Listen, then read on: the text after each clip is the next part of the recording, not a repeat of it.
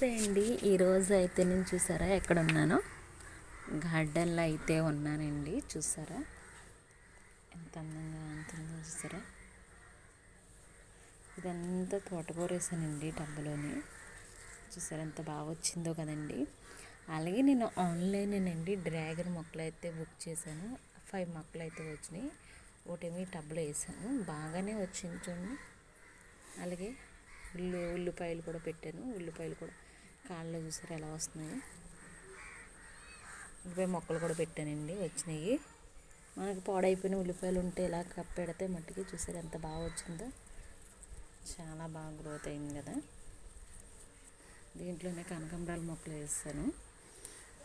అలాగే నెక్స్ట్ టబ్లో ఎర్ర తోటకూర వేసాను. చూసారా దీంట్లో కూడా డ్రాగన్ మొక్కలు వేసాను.